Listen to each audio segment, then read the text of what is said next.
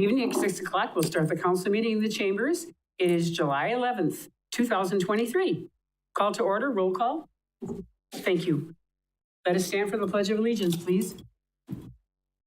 I pledge allegiance to the flag of the United States of America and to the republic for which it stands, one nation under God, indivisible, with liberty and justice for all.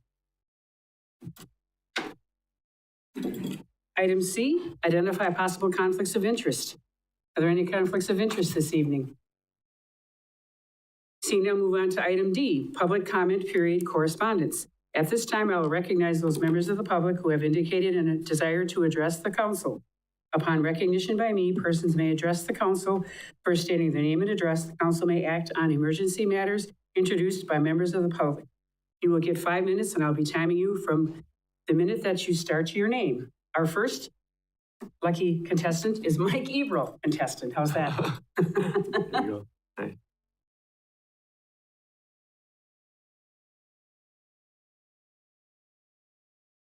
Oh, you want to turn the mic on?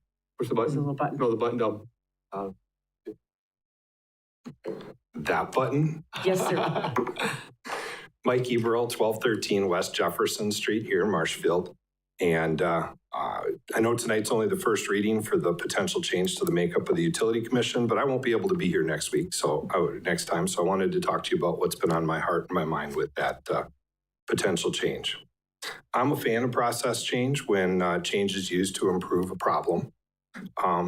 So what is the problem being addressed by changing the makeup of the Utility Commission? And how will the change accomplish it? Has the problem been communicated to or discussed between the council and the commission in a joint meeting or some other format? What efforts have already been undertaken without success to solve the problem? And how will the commission change fix it?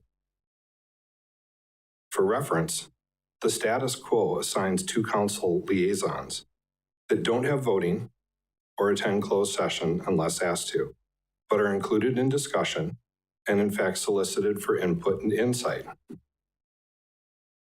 So the 4 problems that I heard mentioned, potential problems mentioned during all of the discussion with the committee on the commission,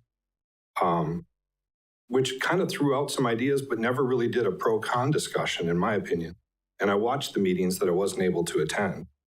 Talked about oversight. And I'm not sure how this change would address oversight. Transparency. And I don't know how much more transparent open meetings, reports afterwards, videotaped meetings can be. It was addressed that there was an issue with a closed session or needing to have council members in closed sessions. Potentially, I could see where that is. I mean, there's limited reasons for closed sessions. But again, has any of that been discussed?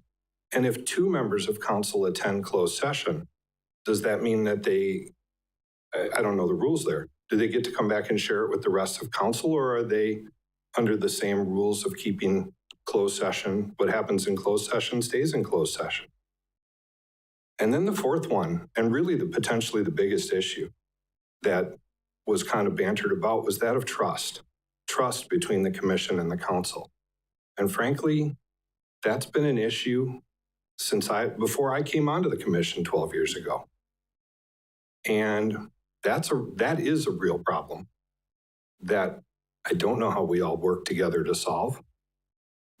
But I don't know that putting council members on the commission, I don't know that the proposed solution is going to address that trust issue. But I'd be interested in hearing how you think it will. So my question or my suggestion is, really, what is the problem? And if there isn't one, or it hasn't been discussed, or if nothing else has been tried to fix it, ask yourself, why is this really being proposed? Thank you. Thank you, Mike. Our second, Michelle Kaplan.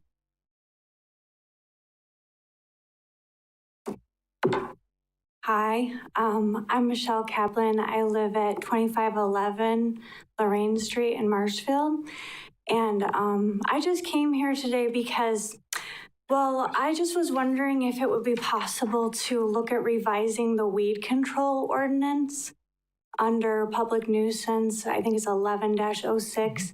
It's just, it seems like it's kind of out of date.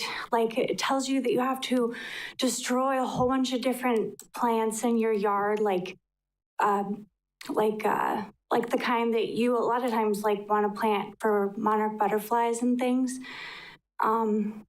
And like I got a letter because my grass was a little bit too long, and I was really surprised because a lot of times I like to mow my lawn on the higher setting just so that I don't run over little toads and things in the grass. And I thought, oh my goodness, I better just all of a sudden now I have to mow my lawn really short all the time.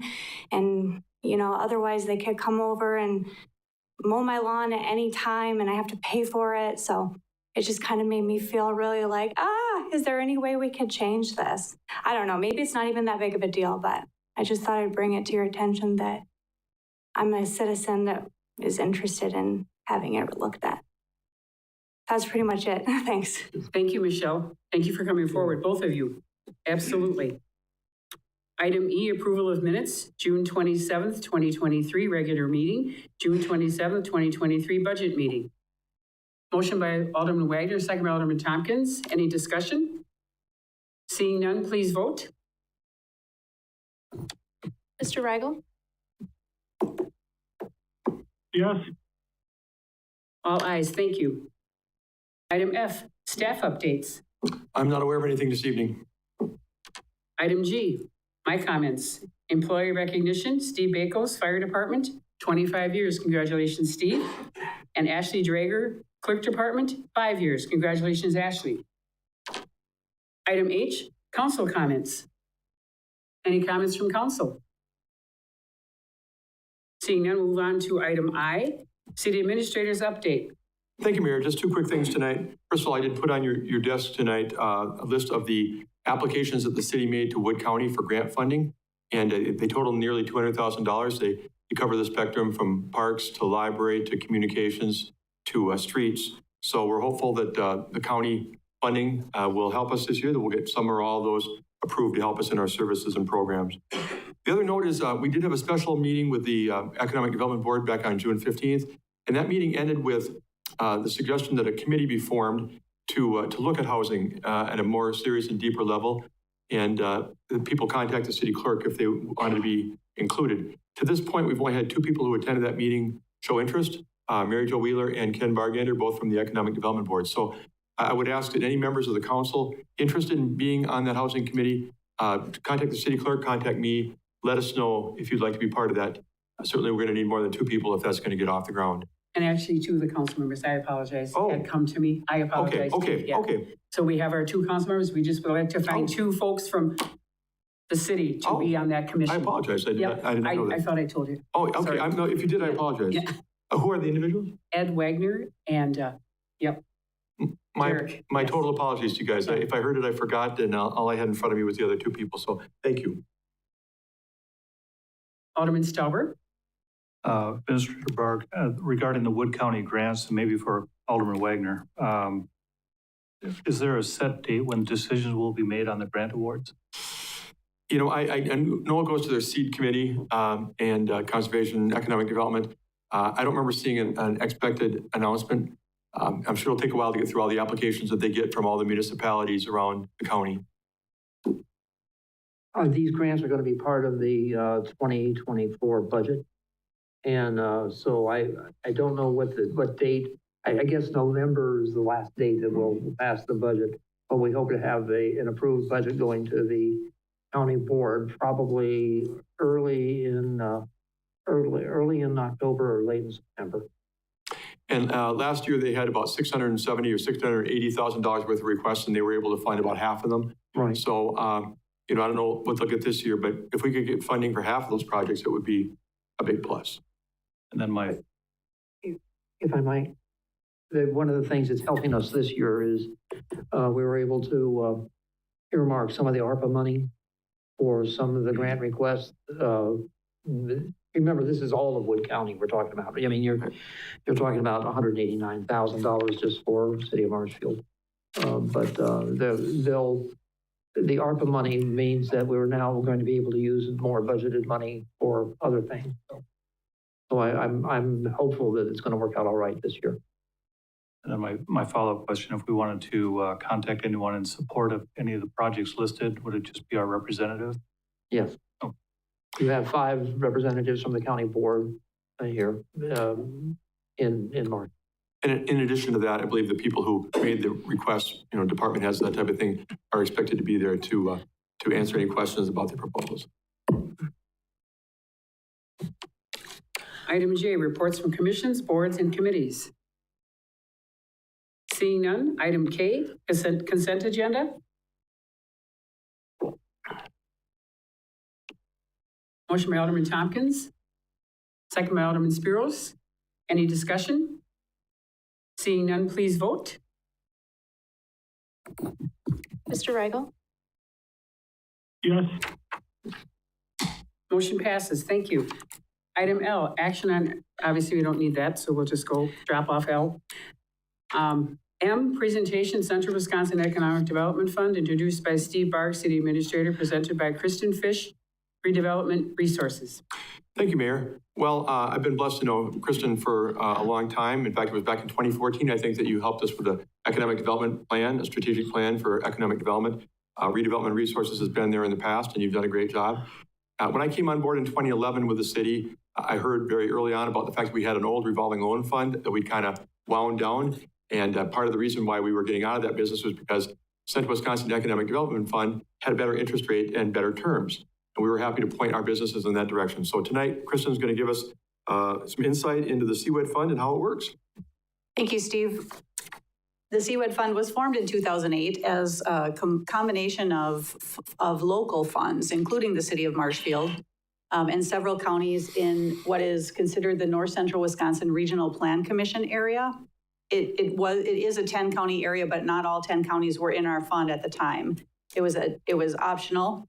So we started the fund with about 7 counties, 7 of the 10, and since then we've added the last 3, but the city of Marshfield has always been a participant. So they pooled their loan funds, which were CDBG or Community Development Block Grant funds. They were all federal funds. And over time, CWED has defederalized those funds. And now we have a very large loan fund that we're able to use in your area. I'll tell you a little bit about the fund itself and then how Marshfield has been able to take advantage of that.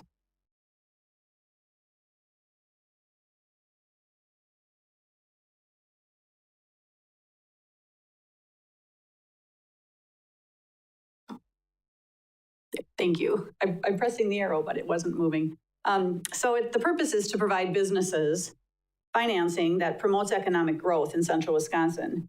So we want to recruit and retain the businesses that are here and help them grow.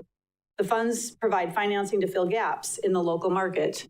We have 2 different pots of money we call the main loan fund and the micro loan fund.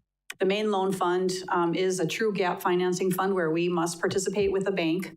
We don't want to compete with the banks, but we act as gap financing. The micro loan fund does not need to be in partnership with a bank, and it is smaller amounts of money. I'll cover that more in a minute. We're not to be the primary source of financing on projects. I just kind of went over that, but in partnership with the banks. And we like to think we have a good relationship with banks. Thomas Fish is here. He's my colleague in CWED and in Redevelopment Resources, and he is our primary person to do outreach to banks. So if you're a banker and you haven't met Thomas yet, we need to get you to meet him. So for the main loan fund, we can lend, we'll lend between $25,000 up to $1 million to a borrower. We want to make sure that we're not more than 40% of any project, a bank participating in first position, and we need a minimum of 10% owner's equity. Our interest rates right now are between 4.5% and 7%. We typically match the bank. We don't want to necessarily undercut or go over the bank's rate. We'll try to match it if we can. There are specific instances where we might be different. And when the fund first started out, we were lending at 2% and 3%. And those loans have largely cycled through the fund now, and we're a little bit closer to market. We do have an application fee and closing fees that we charge to borrowers. We'll make loans for anything from working capital and inventory to machinery and equipment to real estate. We just want to make sure there's some collateral for us. Eligible activities include acquisition of buildings and land, equipment, site prep, installation of equipment, demolition, all the typical things. We do working capital. We'll do short-term lending for microfinancing and other special projects. One unique thing is recovery from natural disasters, and that was left over from the criteria that the federal funds funded. In eligible activities, we do not refinance. We won't buy specialized equipment not essential to the business operations. We don't do residential building construction. And that's one thing we've talked about as a board because that seems to be the largest demand in the area right now. So we've had that discussion in the past. It is just a different lending animal.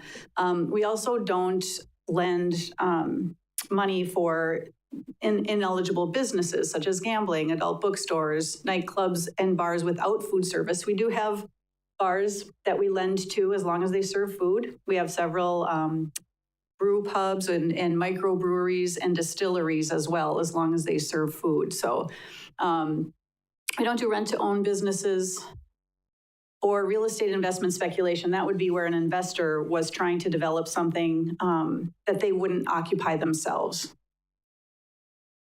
These are the counties that we serve. And some of the counties have specific municipalities that have participation like Marshfield. The village of Plover is one. The city of Schofield is one. So there are a variety of individual municipalities that also have representation on our board, but we'll make a loan in any of these counties. On our micro fund, we lend smaller amounts of money up to $50,000, and we would lend that money for the same types of uses.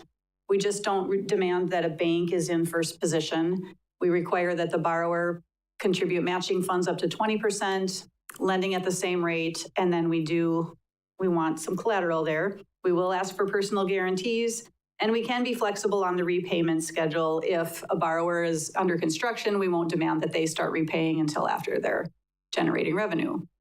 In Marshfield, we've made 10 loans since 2010. We've loaned over $1.7 million, and the loan amounts have ranged between $25,000 and $500,000. Only 4 of those 10 loans have outstanding balances at the time. There was one loan that we made right before the pandemic, and we're happy to say they're doing great. It was your pizza ranch, so they survived through the pandemic, and we were excited about that one. So this is just an example of a sample deal. I can go through this fairly quickly, where the bank would be in first position and CWED would be in second position, and the owner would contribute some cash. Here they were renovating tenant space. Their borrowing rate was 4.5%. And we took some collateral as a second mortgage on their home. And then we asked them to keep some cash in a fund until the loan was paid off. And everything's been going great. So here's my contact information. If there are any questions, happy to answer those.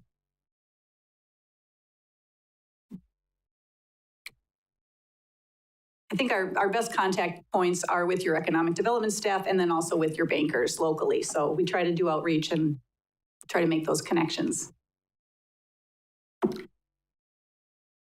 Alderman Stauber. So just a typical, thank you for the presentation. A typical scenario then would be that a business owner might want to invest in his or her business, and the bank doesn't have full confidence to give them the money needed. And then would the bank make the recommendation to CWED, or how would that connection be made? Sometimes they do, yes. We work very collaboratively with the banks. If they know of us, then they'll be referring because they want to do the deal. They just don't want to take on as much risk as they would if they made the whole loan. So if they can let us share their risk, it's more appealing to them to make that loan. Oh. So we end up taking risk off the bank. We do end up getting a lesser collateral position at times, but we know that our mission is to foster economic development. So we're not as driven by that collateral support. Thank you. Alderman Werman. Yeah, also thank you for the presentation. And I was curious, do you do any kind of consultations prior to anybody filling out applications just to see if it's something that would be a good fit for borrower? Yes, absolutely. Thomas is usually the one that meets with the borrower, and he has several years of underwriting experience, and we'll take a look at their financials and what their goals are, if they have the right amount of collateral, where we might get additional collateral if it doesn't look like there will be enough, and work through some things, with the borrower before so they can make a solid application. And if it doesn't look like they'll be successful, then we advise them in advance of having them fill it out.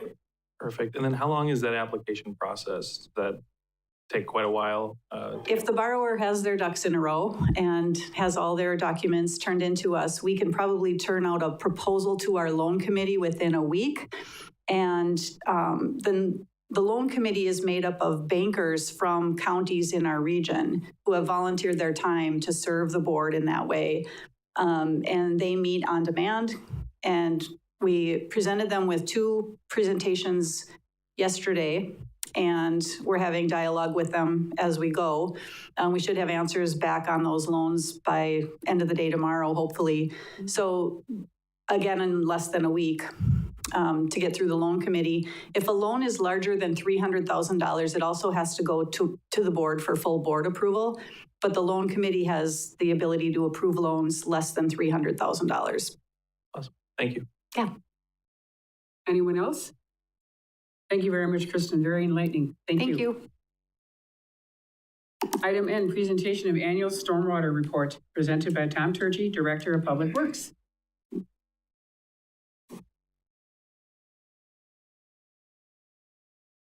Thanks, Ang. All right. On an annual basis, we have to do a stormwater report for our MS4 permit. And so I'm just going to kind of go through some of the terms that we use in stormwater management.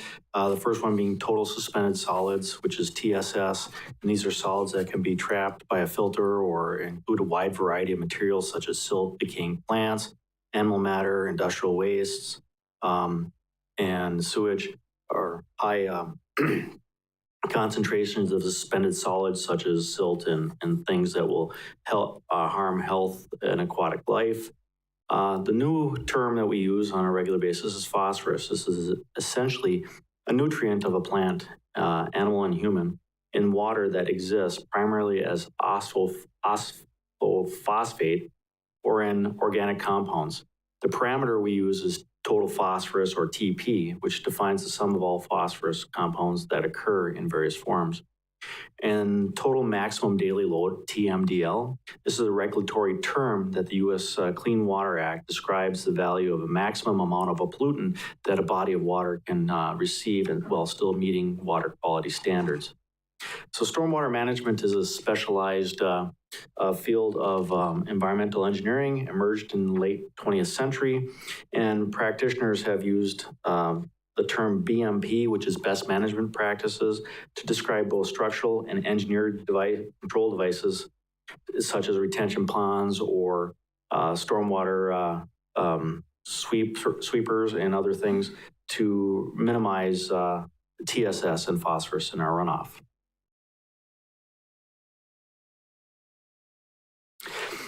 This one has a lot of information on it, but the big things I just wanted to get out of this was that in 2014 was the last time we upgraded the City of Marshfield Stormwater Management Plan.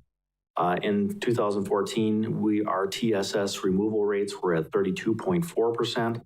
In 2023, we're now up to 42.3%, which is a 30.5% increase. Our total phosphorus was at 31.9% in 2014, and in 2023, we are now at 34.9%, a 9.4% increase. And ultimately, the average goal for total phosphorus removal in the city now with the new TMDL requirements on the Wisconsin River watershed is going to be 79.5% removal rates. So we have a ways to go. This is a map of the city of Marshfield with some of the ideas for locations. This is located in our stormwater management plan, which can be found on the engineering division webpage. We haven't downloaded that entire plan on there. So the types of alternatives you can use to meet some of these goals are one of the ones that we are already using are the non-structural BMPs, such as the 40% TSS removal rates that are required for redevelopment projects and 80% TSS removal rates for new development. You can also increase street sweeping to help reduce phosphorus runoff. And we're working with a total phosphorus leaf collection credit for our program here in the city of Marshfield, which has been approved by the DNR. Enhanced TP reductions at wet ponds. Our wet ponds do help with total suspended solids and phosphorus removal. And so there's also a talk about doing water quality trading with agricultural lands and possibly water quality trading with our wastewater treatment plant. The total maximum daily load of a pollutant can discharge into a waterway. These are photos of the Wisconsin River Basin, and these are photos that were taken in Castle Rock Lake. So you can see that in late summer, it does become unusable in certain locations. And this is one of the reasons the TMDL actually has been created for this stormwater basin. The Wisconsin River TMDL covers 9,156 square miles, or 15% of the state. Point sources such as MS4s, the cities that are located in here, make up 14% of the overall watershed. And in order to make improvements in the Wisconsin River watershed, it'll take more than just the permitted MS4s to make this happen. We are in 3 watersheds and 5 reaches in the city of Marshfield: Mill Creek, Yellow River, and the Eau Plaine watersheds.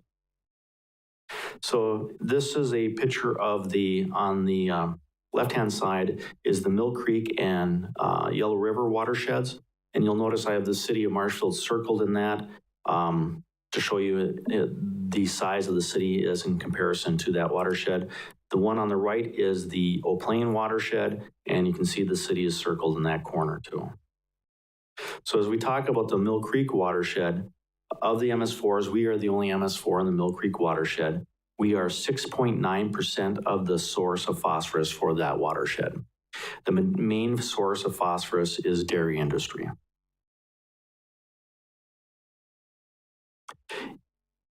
In the Yellow River watershed, we are only 1.6% of the contributing factor of phosphorus to that watershed. Dairy is the largest factor.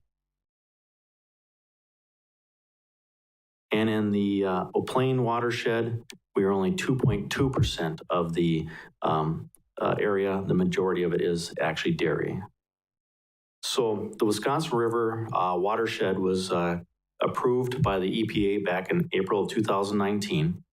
The city of Marshfield did receive a urban non-point source stormwater grant in the amount of $49,970, which was a 50-50 cost share, to complete the new stormwater management plan analysis and recommendations. This was done and approved here last year. The timelines now for implementation are 5 years for modeling and planning and 15 plus years for implementation. It'll take a wide variety of different practices to meet the total phosphorus removal requirements set by the TMDL. And this again will include water quality trading, construction of best new management practices, and other to be determined techniques which will have an inherent cost to the taxpayers. To meet the intensified TMDL reduction standards, the cities will have to spend tax dollars, thus increasing the financial burden on the city, given our statutory limits and budgets. And this is the plan for the 27 years of meeting those goals. I just put this here just to kind of show it, even though you can't read it. But basically, to meet the goals and get to 100% compliance for the city, it'll take us 27 years. The expenditure that they are projecting at this time is $17.5 million. So if you prorate that over 27 years, it's about $650,000 a year more that we are now going to have to start spending to meet those requirements. The city of Marshfield does our education and our outreach with a group. All the MS4s within the Wisconsin River watershed have a group that we've created, the North Central Wisconsin Stormwater Coalition, and we do education at schools, we do rain gardens, and we do all our required activities, outreach activities together and use that for our annual reporting. New thing that's starting to come up that we've noticed recently is that the City of Marshfield and North Central Stormwater Coalition have partnered with Saltwise of Wisconsin. This partnership has been holding workshops to train municipalities on methods to reduce salt and in our lakes, rivers, and streams. The City of Marshfield in 2021 used 33,006 tons of salt and 59,674 gallons of brine on our streets as part of snow removal operations. In 2021, the DNR took samples of the McMillan Creek and 2 upstream locations for salt in our stormwater runoff or chlorides. And in that, the sampling they took, if you have a 375 milligrams per liter, that is, and it's an average that's collected over a period of time, then it's actionable item considered by the DNR as a hazard to the waterway. If you have over 421 milligrams per liter, it's considered acute and it's actionable by DNR. So the site that they took the initial test was McMillan Creek at Galvin Avenue, and they had 943 milligrams per liter of chlorides at that location.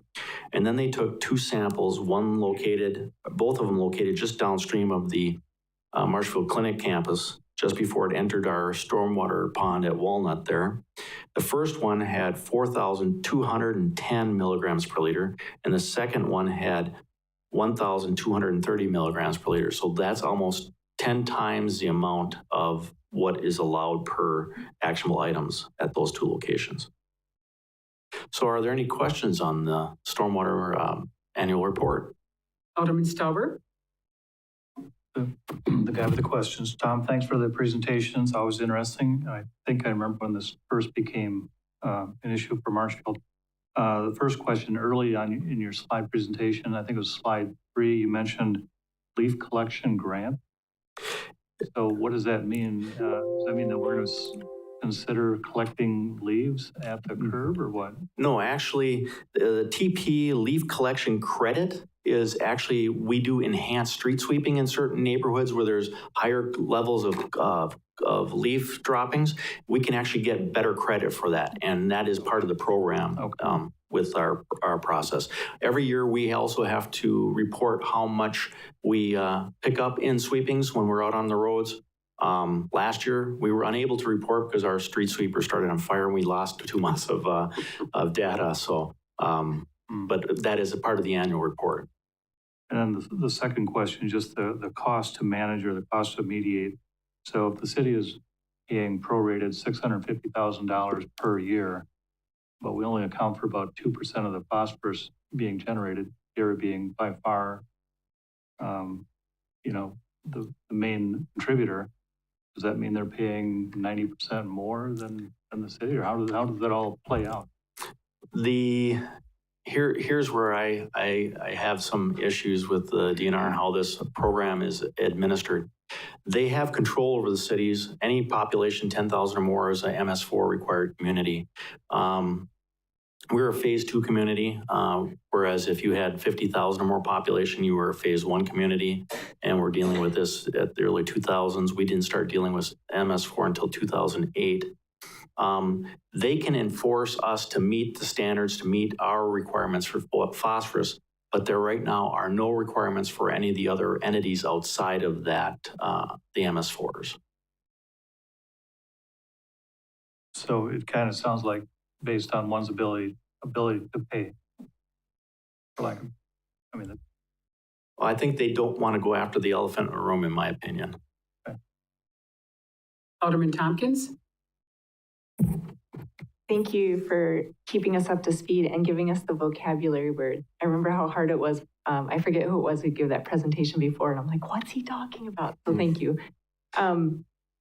The $650,000 a year, are we doing that with the CIP? I remember like some of the ponds were in the CIP. Yes, we're going to start phasing it in. We did include a project in the CIP. Our plan is one of the first projects that we'll be doing, we're going to also apply for a construction grant with the Wisconsin DNR. We're hoping that they continue their program of providing grants at a 50-50 cost share, so that as we start working towards meeting these requirements, we can hopefully get some funding from the DNR to assist us with that. And also, the new state budget did talk about some money for stormwater. Did you heard anything about that? Is that something that? I'm not aware of it yet, no. Anyone else? Thank you, Tom. Very informative. Item O, presentation, additional discussion on cat declawing, introduced by Brian Giles, District 7 Alderman, presented by Jennifer Conrad, Director of the PAW Project. Yes, thank you, Madam Mayor. Last month, when I briefly talked about ordinance to ban cat declawing, I know there were still quite a few questions from my fellow council members, so I decided to bring in an expert, and I have Jennifer Conrad today doing a presentation. Jennifer has been a doctor of veterinary medicine for over 20 years, and is also the founder of the PAW Project, which is the world's largest organization dedicated solely to a ban on cat declawing. So thank you, Jennifer.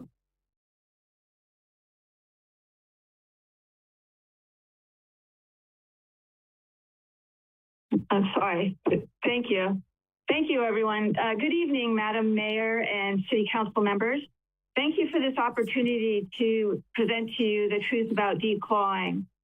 I've been interested in this subject for most of my career as a veterinarian because of this cat.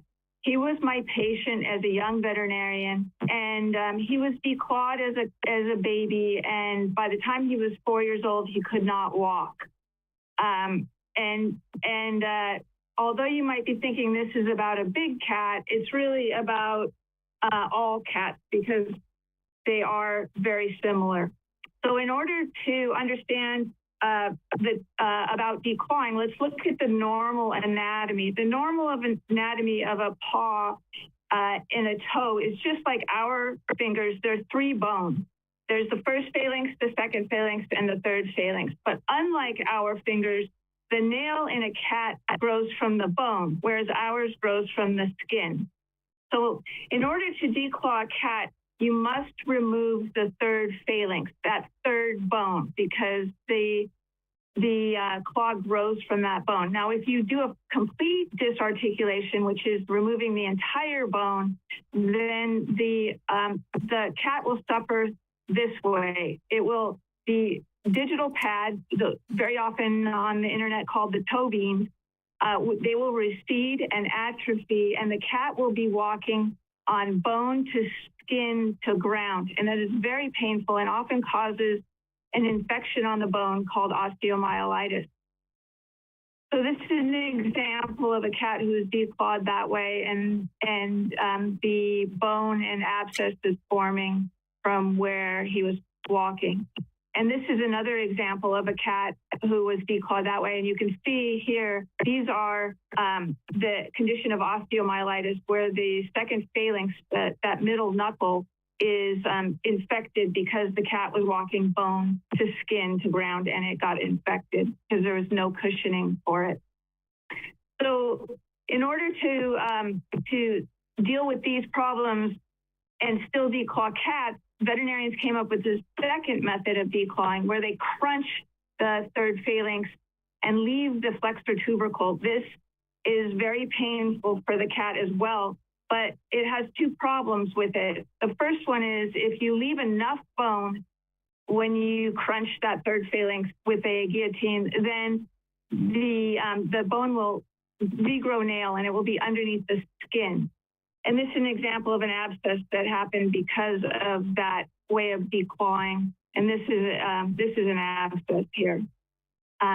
This is another example. If you leave a smaller amount of bone, then the cat is forced to walk on a bony shard that's sharp and irregular, and it would feel like having a giant pebble in your shoe, but you couldn't get rid of it. So a cat is a cat and a claw is a claw. This is a lion's claw and a domestic cat's claw. And declawing is the same in domestic cats.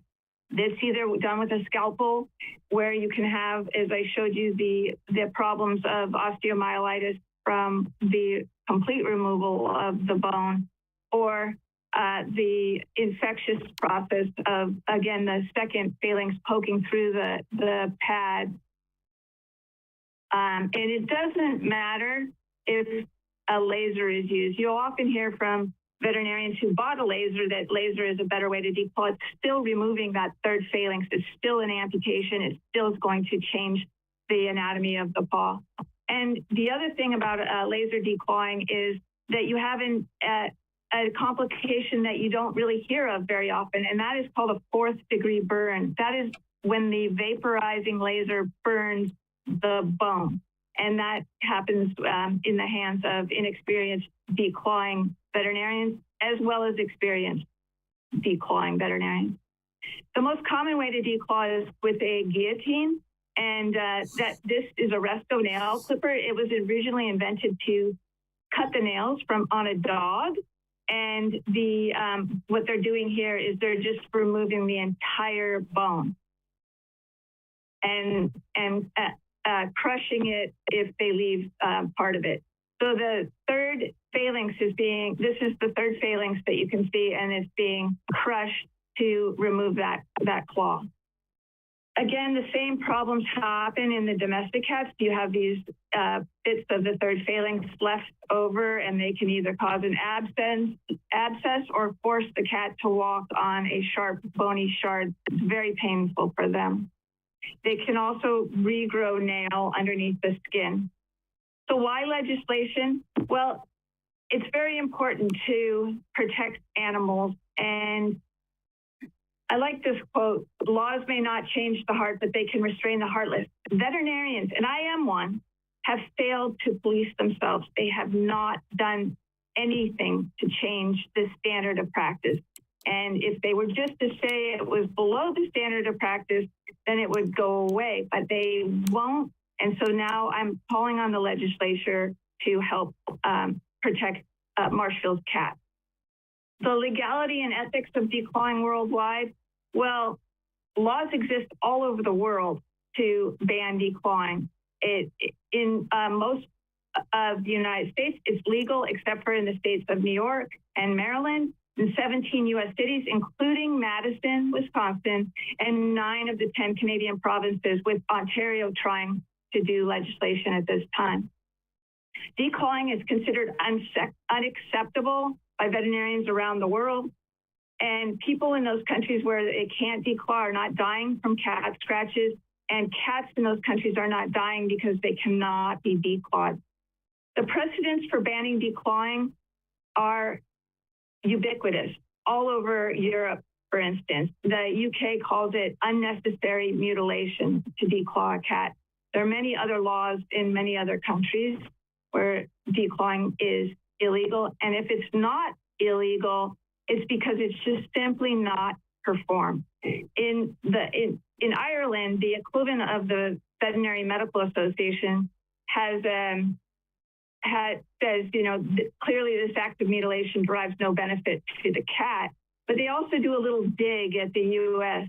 because really the U.S. is the only country where declawing is performed at this time. And they say that it would be, if someone in Ireland were to declaw, that the practitioner would be subject to a disciplinary action.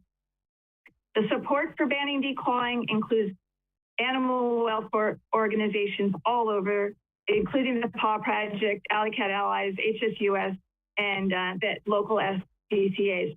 Rescue organizations and adoption organizations most often have clauses in their adoption contracts saying that they don't want you to declaw the cat, that you will not declaw the cat. And when you think about these organizations really desperately trying to find homes for cats, on this alone, they will not adopt a cat out because they know the problems that those cats will have. A growing number of veterinarians support declaw banning and cats everywhere. The opposition will be most likely the veterinary trade associations And they're the trade organizations that are interested in the bottom line for veterinarians. Some veterinarians who don't read the current literature might be in opposition, and some breeders, because they typically don't want animals to have any status as anything other than property. In order to prepare you for what you might hear from the opposition, I wanted to present to you these myths.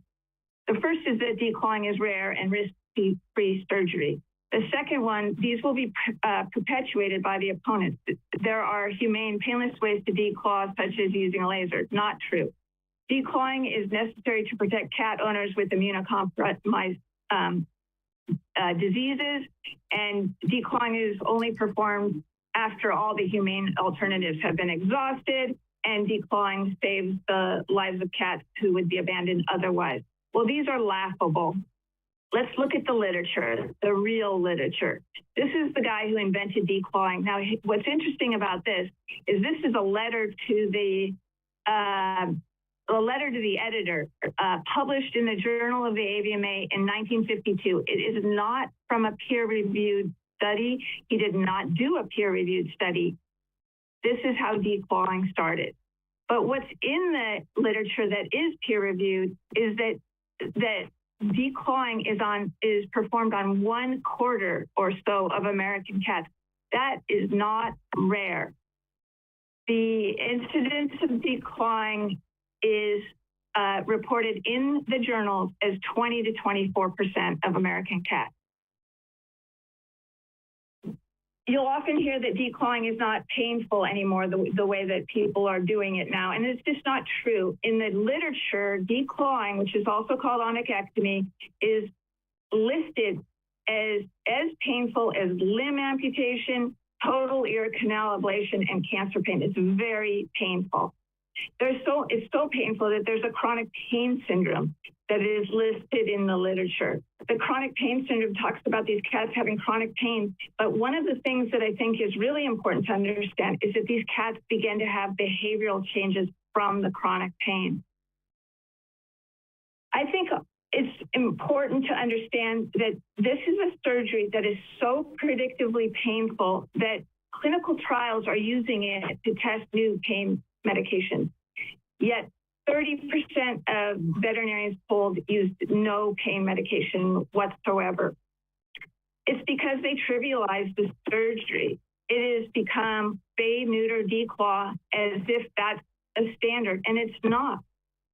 We do know that the literature, this is the best study in the literature at this time, and it says that declawed cats are more likely to bite, less likely to use the litter box, more likely to have back pain, and more likely to overgroom, meaning that they're doing a sort of a self-soothing behavior in order to stop, to console themselves.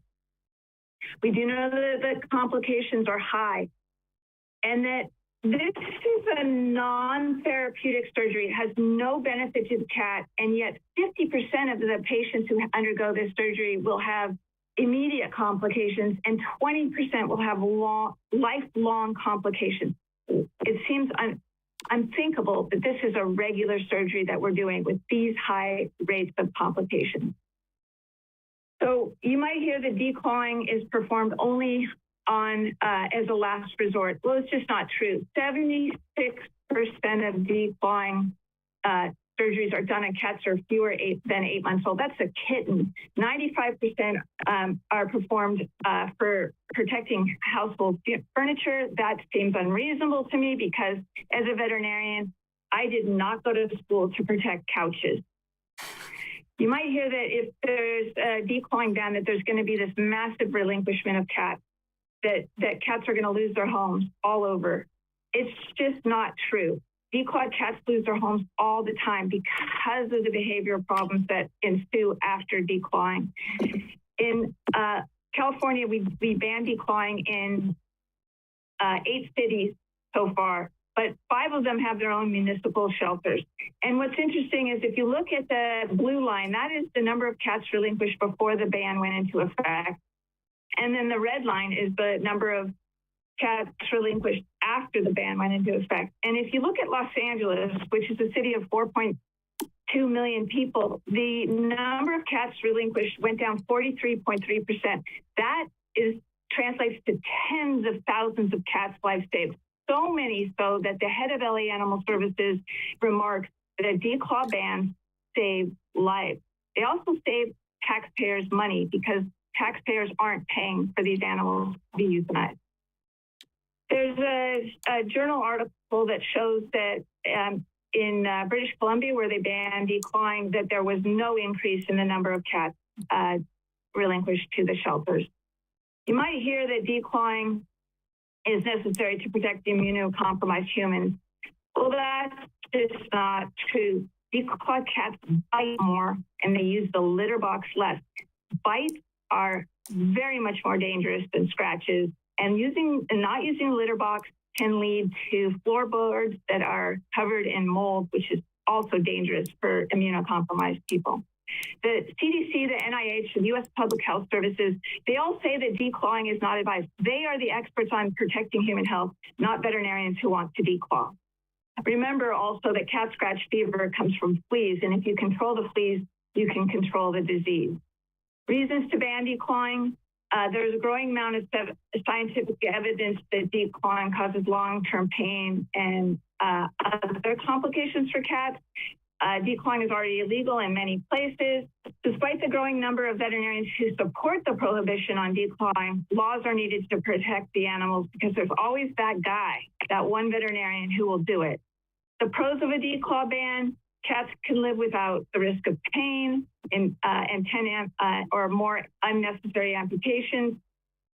We know that shelters see fewer cats in dropped off after bans go into effect, and it saves taxpayers money. The veterinarians don't have to succumb to the emotional blackmail of having to do a surgery that they know is wrong. And quite honestly, Paw Project veterinarians don't have to continue to try and do these revision surgeries to give these cats some semblance of a good life after they've been declawed. The International Society of Feline Medicine considers declawing to be unethical and a mutilation, and they call for bans. And finally, Marshfield has a long history of protecting claws in Marshfield High School. And finally, the last thing I would want to say is that declaw bans are good for cats. They don't have to have amputations of their toes for no reason. They're good for people because people don't break the human-animal bond by having their cats all of a sudden not use the litter box because it hurts to dig in the sand, or bite more because they have no other way to protect themselves. They're good for veterinarians because veterinarians don't have to break their oath of above all do no harm. And they're good for the city because the city doesn't have to worry about these cats being dumped. Declaw bans save lives. Thank you very much. If you have any questions, let me know. Thank you. Any questions from the council? Thank you for the report. Jennifer? Brian, did you want to add anything? Yes, I'd actually like to discuss with my fellow council members if they would be supportive of such an ordinance, and if they feel there's anything that would be needed to the sample language that I had provided last month. What's your pleasure? Alderman Tompkins? Well, I'll start the discussion maybe.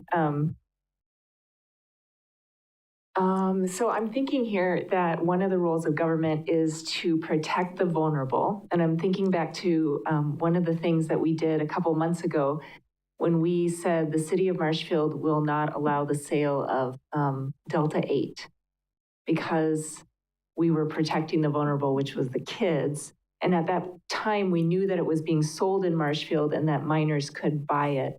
So I guess one of my questions is, and I think we asked this before, is this a problem in Marshfield or is this a future problem? Because I think you said that none of the vets right now would do it. But do you see this as a potential problem or, yeah, that's my question. Like Jennifer mentioned, it just takes one. We never know when a vet's going to come in who doesn't have the information, doesn't care. And not to mention, as evidenced by, there was a few cats that were actually adopted out from MAPS. They were declawed, obviously not in Marshfield, but in a nearby community.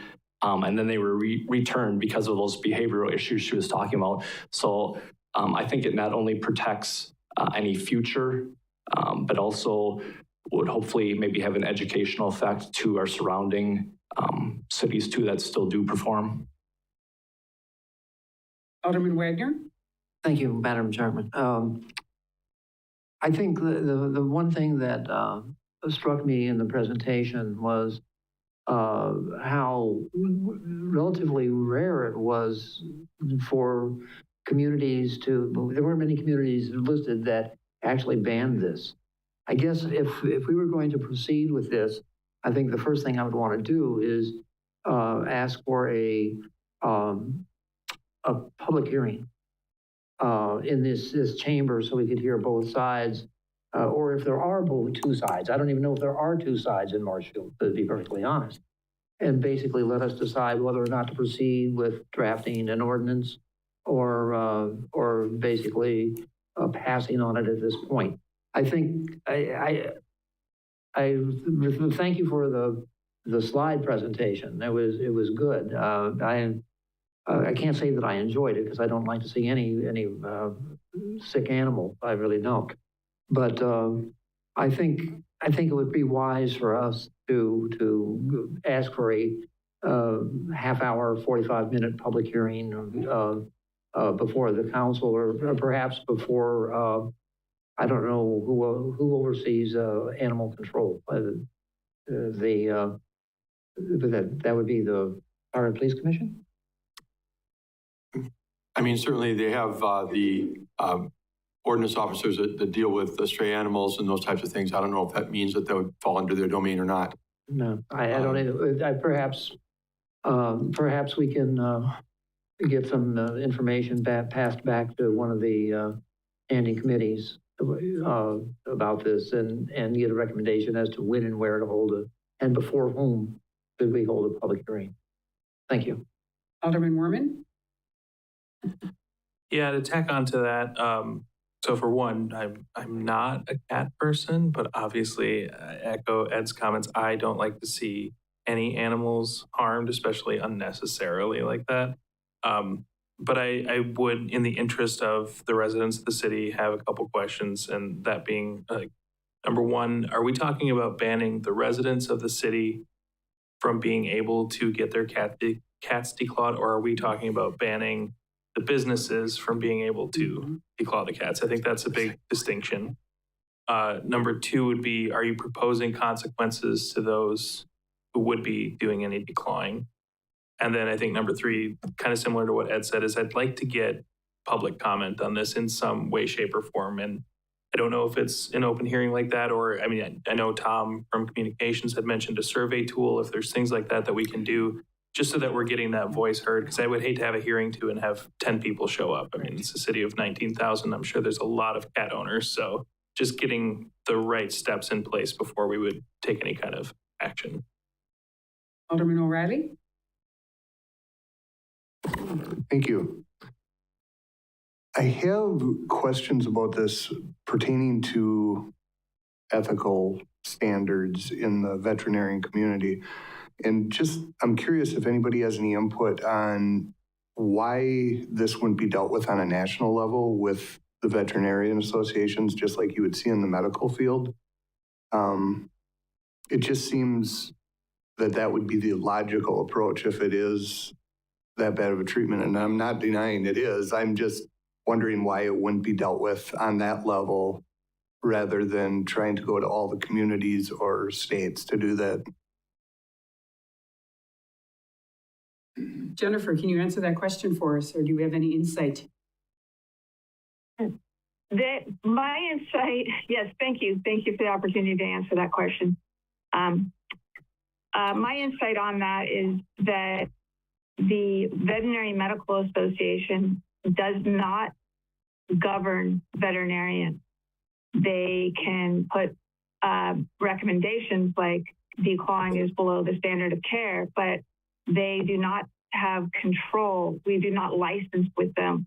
And the only way to, I think in my experience, since I've been doing this for a long time, the only way to stop it is to have the legislature step in, because as veterinarians become more and more ethical and more educated and they stop declawing, like the VCA and Banfield, these giant veterinary chains have stopped declawing, it shuffles the cats who are going to get declawed to the one person who is willing to do it.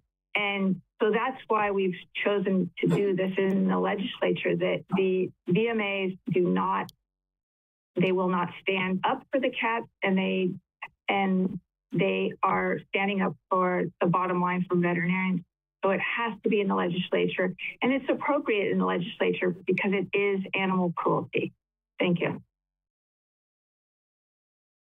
Yeah, thank you. Playing off the earlier comment about the work that Tom Laux, our communications director, has done by doing a public survey, I think we could follow something, if you're so willing, similar to what we've done on the chicken issue, which is to do a survey, get some feedback that can be shared with everyone, and then advertise, a couple weeks in advance that a meeting of somebody was going to take public input on this topic, pro or con. And that would take a little while for that process to unfold, but it would be a thoughtful process that would get everybody in the community, including providers of veterinary services, a chance to weigh in. I did have one question, if I could have the floor, possibly. Yes, Andrew. Dr. Conrad, you just got done, just a follow-up. You had said that this is essentially animal cruelty, which I don't disagree with, but is there a reason why you would not pursue this through existing animal cruelty laws as opposed to a separate call-out? Thank you, Madam Mayor. Thank you, City Council members, for letting me answer this question. We have tried in multiple places, we've tried to list it as animal cruelty and put it in the penal code, but it's been very difficult to do that because of the fact that veterinary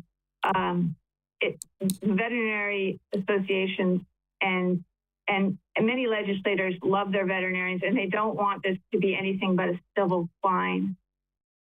But it is animal cruelty. See, this is one of the, it's very hard because it's animal cruelty. There's no question about it. But it's veterinary sanctioned animal cruelty. So it's this fine line of where we put it. In California, it's in the penal code to declaw a wild or exotic cat. But in the cities that have banned the declawing of domestic cats, it's very often in the civil code. Alderman Stalbert? Okay, thank you. I like the idea of gathering public input. It's always helpful. And I'm wondering, what recourse we would have or what authority we would have as a municipality. And I tried to do a little research prior to the meeting. Is there something like a statement ordinance that would have any teeth? I don't know what that is, but. Well, I mean, you could, propose a declaration by the Common Council that you feel that it would be, inhumane to declaw cats. You could do that. We do make public statements or declarations. It's rarely used because it doesn't have any teeth, as you say, in the sense that there's no real penalty from it.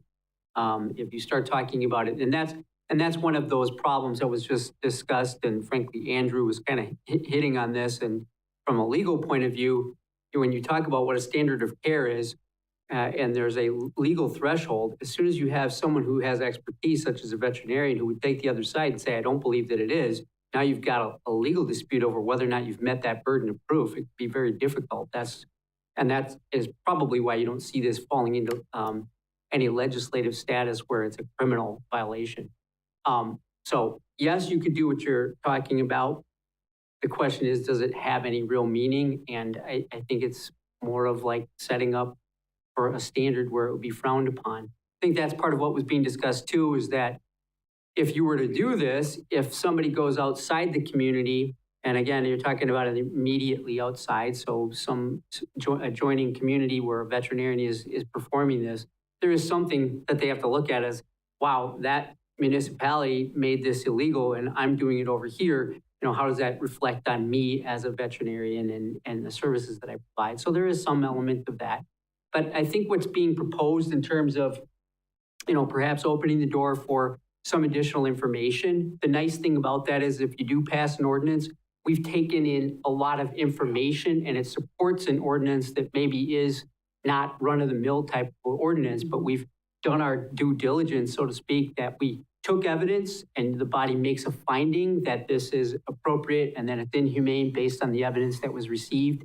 And so we have essentially a support for doing something like this. But obviously, this isn't entirely up to the governing body's decision is how do you want to proceed. Anyone else? So we'll get a hold of Tom and get the survey going. And, Is that the consensus to go down that road? Does that sound good to everybody? And then get feedback from some sort of a meeting venue where people can speak positively or negatively? We'll do it. Okay, great. Thank you. Thank you, Brian. Item P, first reading of ordinance number 1496, amending section 14-36-2 of the Marshfield Municipal Code, membership on the Utility Commission, presented by Steve Bark, City Administrator.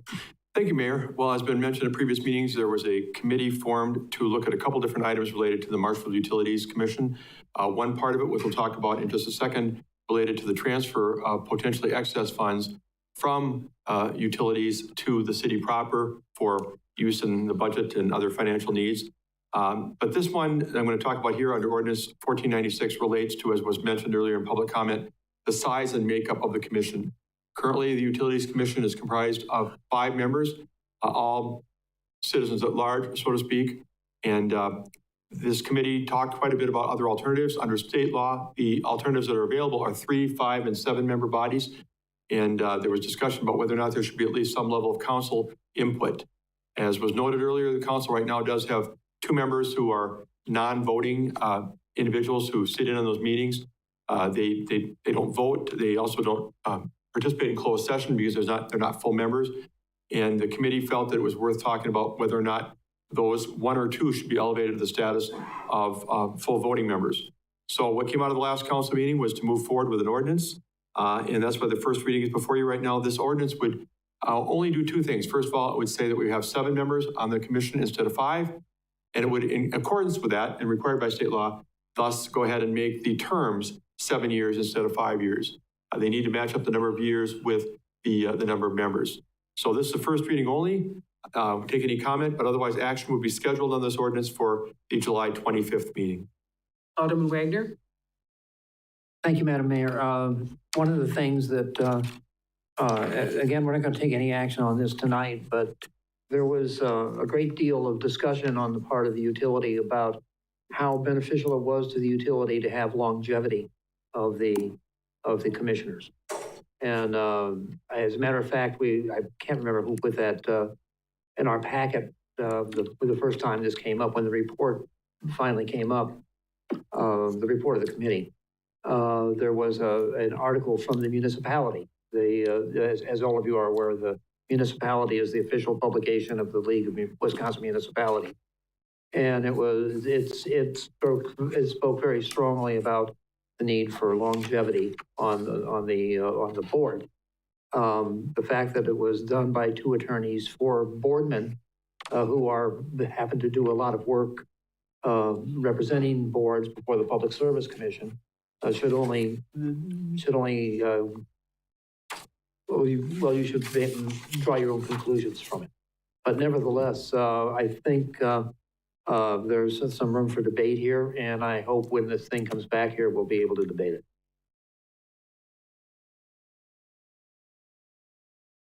Anyone else? Second reading will be in 2 weeks. And yes, we hope there's some debate. Item Q, request to approve revised policy number 4.320, utility transfers, presented by Steve Bark, City Administrator. Thank you, Mayor. Well, in addition to the item I just presented with the makeup of the commission being requested to look at a 7-member body with 2 council members being voting members. There's also been a lot of discussion in the committee and a recommendation going forward to change the manner in which the transfers occur. And part of it is the fact that the utilities has currently been, up until now, providing a dividend, and they've got a formula for doing so, but it was a revision to the formula and how that's calculated. And I think you saw evidence of that in something that was put in a previous packet. And this would entail ultimately under item 4, under the proposed policy revision, that the utility would provide the finance director annually with a memorandum showing those approved amounts under the new formula to be transferred, and those will be shared with the city administrator and the council and the mayor as well during the budget process. The other piece that's different is that the dollars currently are going directly from the utility to the Economic Development Board in support of economic development activities. That's really the money that is used by the EDB to really fuel much of what they do in their budget every year. The idea is to move it to the council for allocation. That would allow the council to look at not only economic development as a potential use, but also other city operations. And of course, we've had tight budgets lately and trying to fill the gap. So, and this would also include a policy was adopted by the Utilities Commission back in the spring that included not only reformatting how the dividend was computed, but also providing 20% of the interest or investment earnings to the city as well by the commission. So anyway, the policy revision in front of you does indicate both of those 2 provisions under section 3 and section 4. With that in mind, staff would recommend approval of attached revised policy 4320. I have a motion, Alderman Giles, second by Alderman Tompkins. Alderman Wagner. Thank you. The thing that the changeover from having the money go directly to the EDP to here, the EDP will then basically prepare an annual budget request to us for the projects they wish to undertake, and we'll have a little control over that. One of the things that has been talked about is funding things, not people. And that's something we can look at, but at least the council will have some input of it this time. So I leave that to your discretion. Any other discussion? Steve? If I could add as well, just so you know, some of you, I think a couple of you are on the Economic Development Board. I'm still planning to bring through the EDB the request from Mackey, Main Street, those folks for review and recommendation to the council. So you'll see that in the minutes. And if you're wondering, wait a minute, why are they still doing that? I believe it's appropriate for them to make those recommendations to put into the hopper for this body. No other discussion? Please vote. Mr. Rigel? Yes. Motion carries with 1 nay. Item R, request to approve revision of policy number 1-1.320, Title 4, Complaint Procedures, presented by Jennifer Solinsky, Finance Director. Good evening. Earlier this spring, the Wisconsin Department of Transportation conducted a compliance site review for the City of Marshfield's transit program. And later that month, the DOT issued a corrective action plan for the city. And the city has been working with its contractual provider of our transit service, Running Inc., to work through the recommended changes in order to comply with the updated requirements issued by the DOT. First, we'll begin with policy 1.320, which includes our Title 6 complaint procedures. We worked with a representative from the DOT, and that rep did suggest several updates to the Title 6 plan in order to bring it into compliance with state and federal regulations.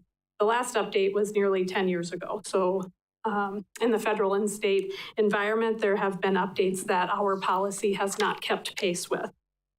Much of the updates related to translated vital documents for the Spanish and Hmong speaking populations in our community, given guidelines issued by regulations based on percentage of our population.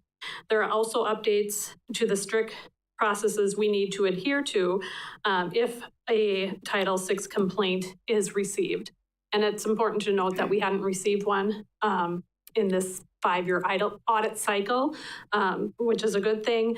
But the policy itself is just to bring us in compliance with those regulations. So with that, I would recommend approval of policy 1.320. A motion by Alderman Tompkins, second by Alderman Werman. Any discussion? Seeing none, please vote. Mr. Rigel? Yes. Motion passes. Item S, request to approve revision of policy number 3.310, rules of conduct, presented by Jennifer Solinsky, Finance Director. All right, so this policy has been updated to address essentially conflicts of interest in awarding bids which have a federal funding source. So essentially no employee, officer, agent, immediate family member, or board member can participate in the selection, award, or administration of a contract that's supported by federal dollars, nor can that group solicit or accept gifts as it relates to conflicts of interest. Those were the primary updates. And so with that, I would ask for approval of policy 3.310. Motion by Alderman Tompkins, second by Alderman Wagner. Any discussion? Seeing none, please vote. Mr. Rigel? Yes.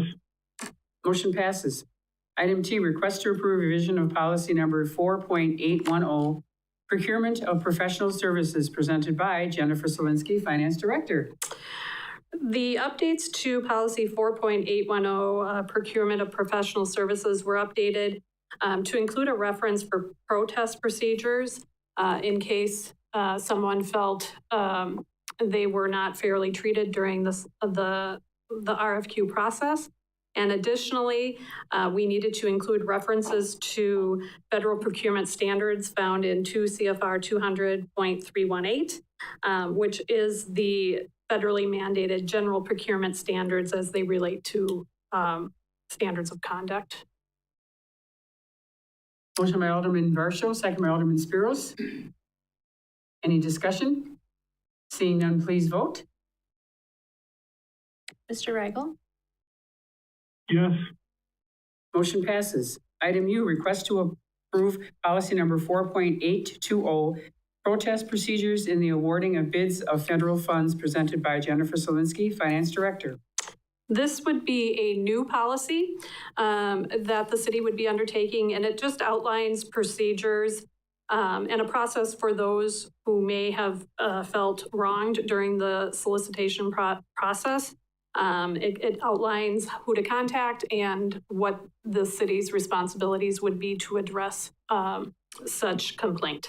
So with that, I would ask for approval of policy 4.820. Motion by Alderman Spiros, second by Alderman Varsho. Any discussion? Seeing none, please vote. Mr. Rigel? Yes. Motion passes. Thank you, Jennifer. Thank you. Item V, reports on process to advertise vacancies on city committees, boards, and commissions, requested by Alderman Stauber, presented by Steve Barg, City Administrator.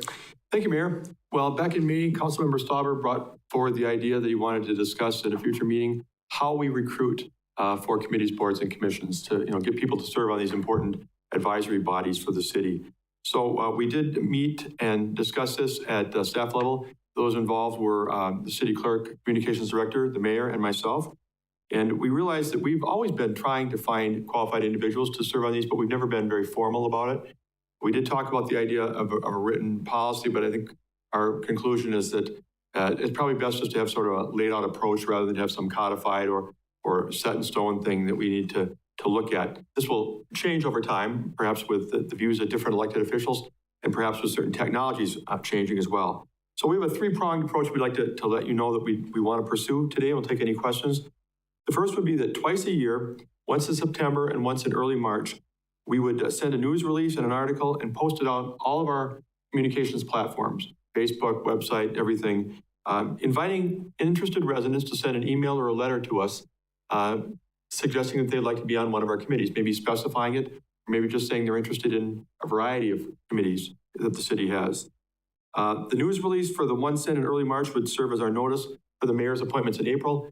The new mayor, when there is a new mayor, and the current mayor, when the term continues, are always trying to find people to fill vacancies. People step off of our committees, they don't want to be reappointed, so it's important to get the word out there. Second thing would be when there's a vacancy occurs during the year and the mayor does not have any qualified candidates at his or her disposal that have expressed interest, we would then send a news release and post it on our city communication platforms again, once again inviting interested residents to send an email or a letter expressing their interest to serve on that committee or commission. And then every other month, we would have the communications director work with city staff to put out a news release and or an article highlighting one of our committees, boards, and commissions. We sometimes find that people don't even know what we have. They don't know what the Historic Preservation Commission does or what the Park, Recreation, and Forestry Committee does.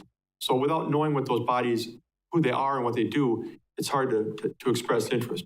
So we figured that several times a year, once every 2 months, we could put an article out that would highlight one and let people know what they do and how you could plug in if you're an interested person.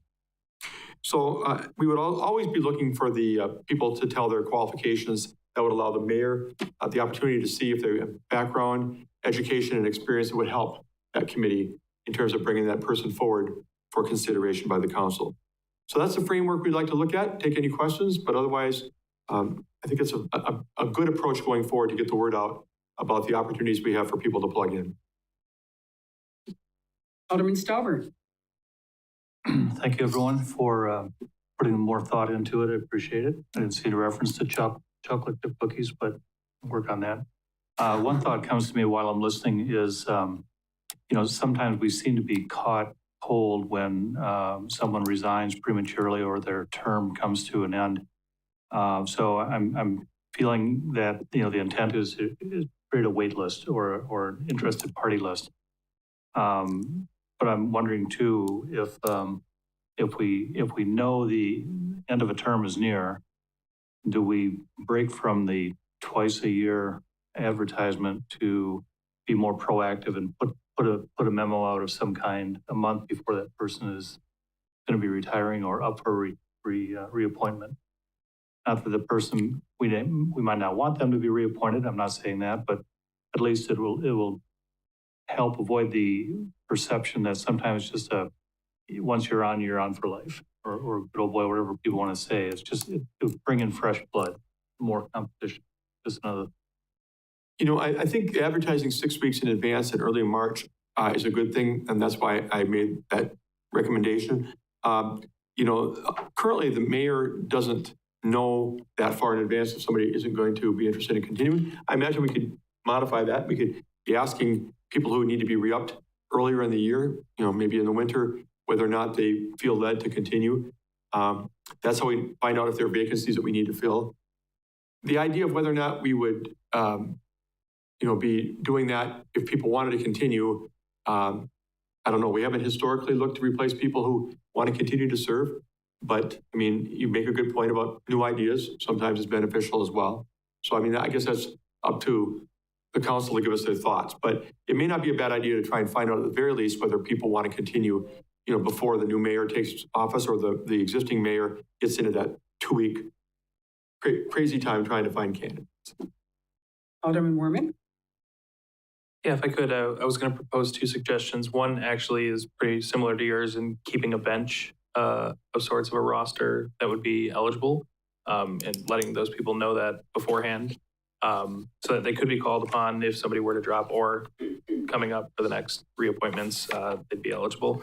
And then secondly would be, I really do like this framework. In addition to the twice annual news releases, I would highly suggest some sort of educational session, because I think a lot of the apprehension people have from signing up for these committees and commissions is they just don't understand what the expectations are.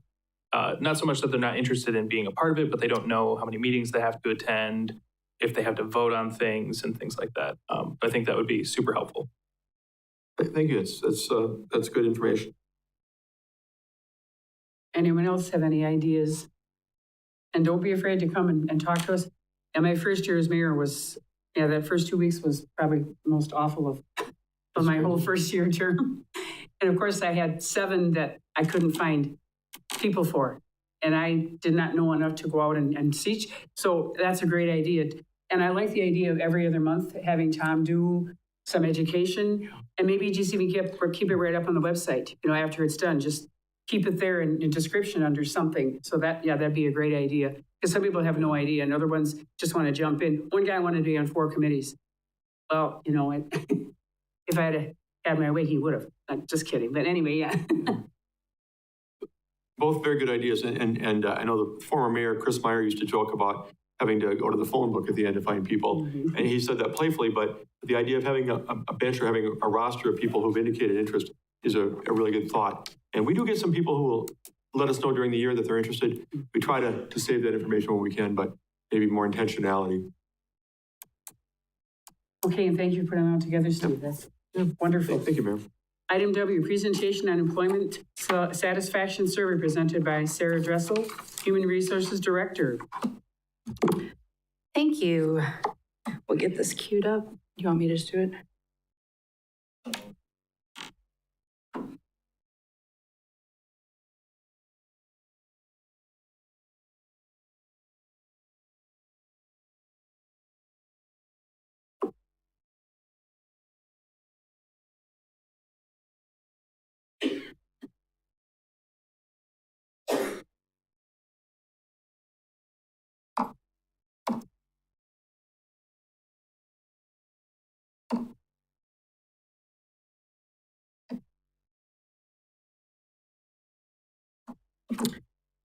Okay, so thank you for the opportunity to provide you all with an update today regarding the employee satisfaction survey that has recently taken place.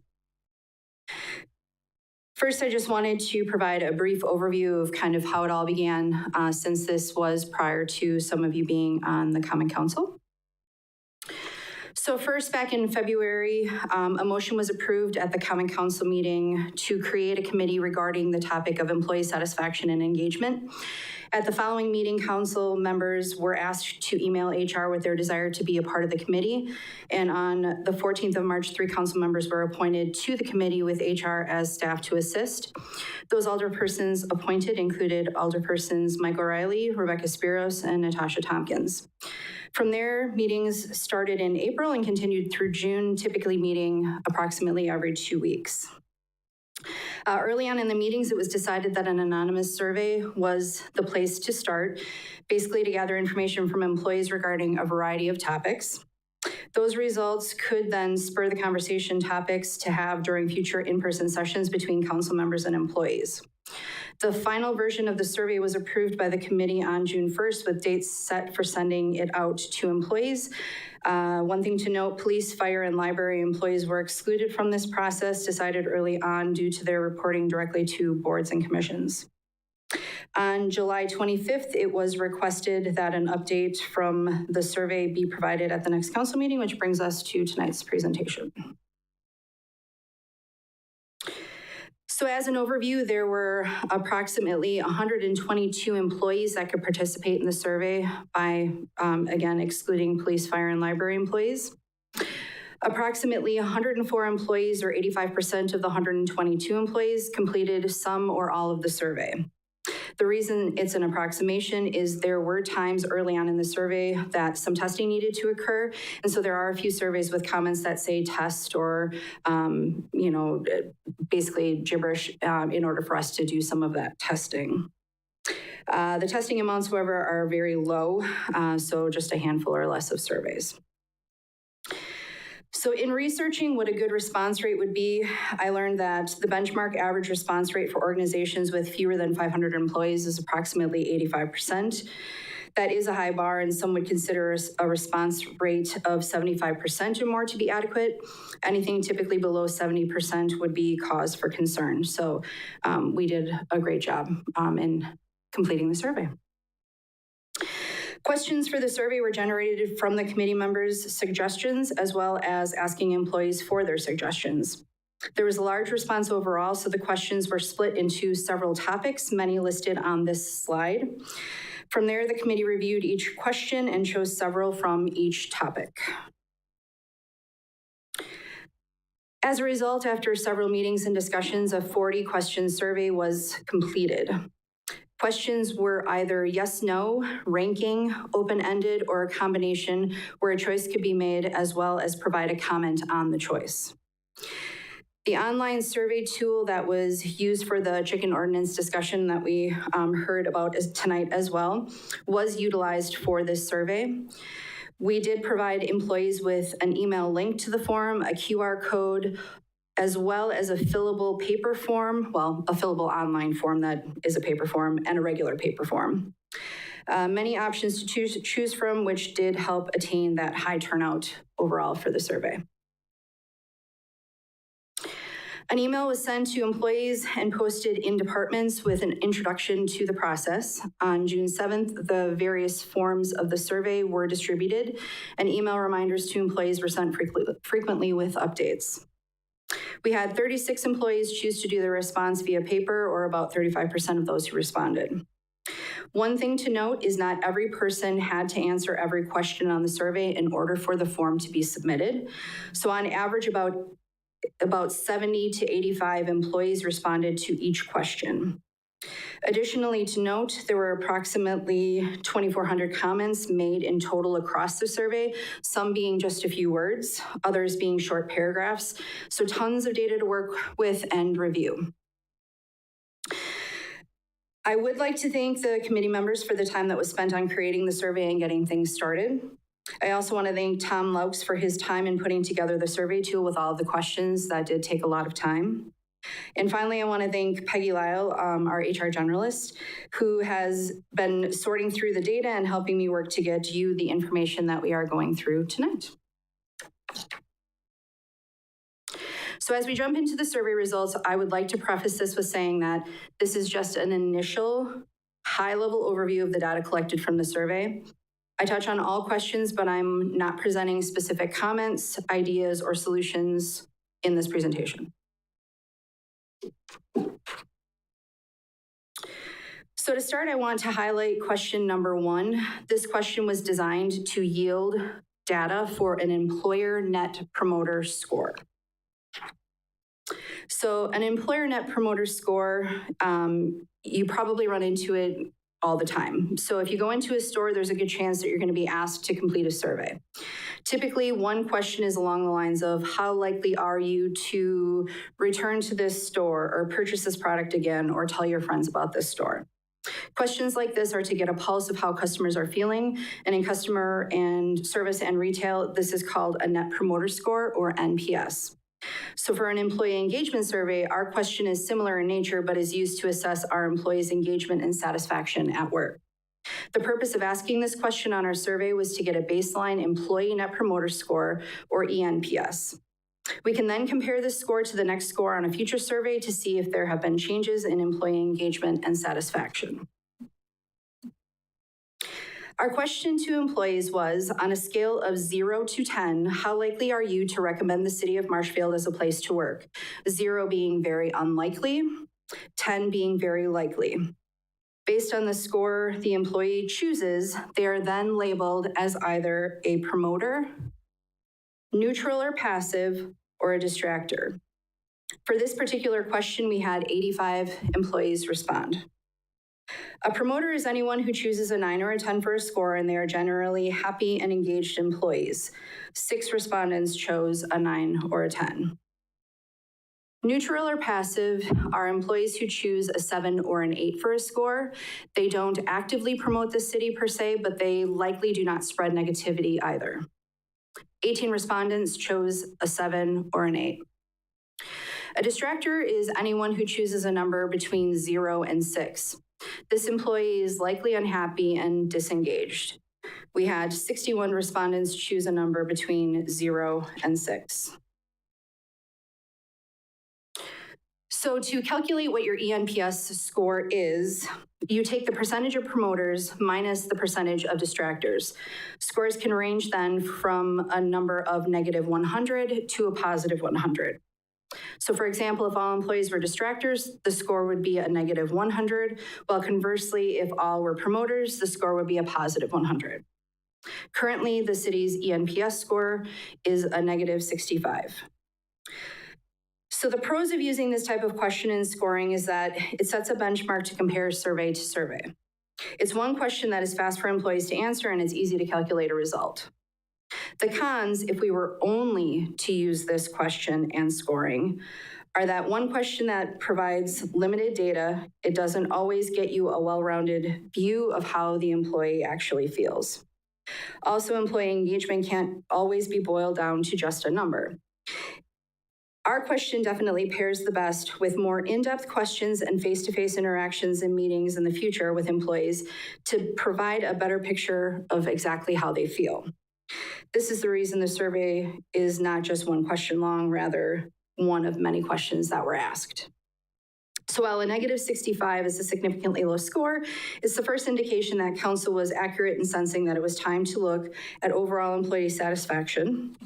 And we have our baseline to work with for future years and future surveys. So before we dive into some of the other survey results, please keep in mind that I am not going to deep dive into each question, or we could definitely be here all night.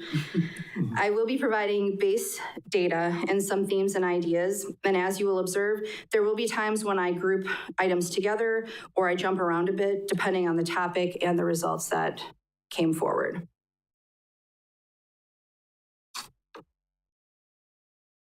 So we'll start with questions 2 and 3, which were regarding benefits. Of the almost 18% of employees who agree or strongly agree, some of the items mentioned are WRS, our retirement system, or retirement plan, HSA contributions, and work hours as ways the city is generous. With 52% of the employees who disagree or strongly disagree, some of the items mentioned are high costs of health benefits, vacation time, overall wages and benefits, all not being comparable to other places of work. Employees expressed that benefits that they would like to see added, updated, or changed included changing or updating our health benefits, improving vacation, reassessing our sick leave policy, updating and adding holidays, as well as other ideas yet to be explored. Jumping to question 5, this is also regarding benefits. Employees were asked to pick the top 5 benefits from a list that was provided that the city currently offers. The top 5 in ranking order were WRS, HSA contributions, vacation, personal holidays, and sick leave. This was a question that did cause a lot of questions, though. In the future, this would likely be worded differently, which is likely the reason why not many people actually answered this question. So just to give you a little bit of a heads up, less than 1% of the total survey respondents actually answered this question. So question 4 and question 6 are regarding pay. These are regarding the pay rate being fair that the city provides, as well as our step progression system that we currently have. So 65% of employees that responded either disagree or strongly disagree that the pay rate from the city is fair. As for the step progression process, the chart shows only 21% of employees agree that it is administered consistently for all employees. And employees could comment on both of these questions, and many did provide explanations and suggestions for improvement. This will be great information to consider as well as we go through the McGrath study as well.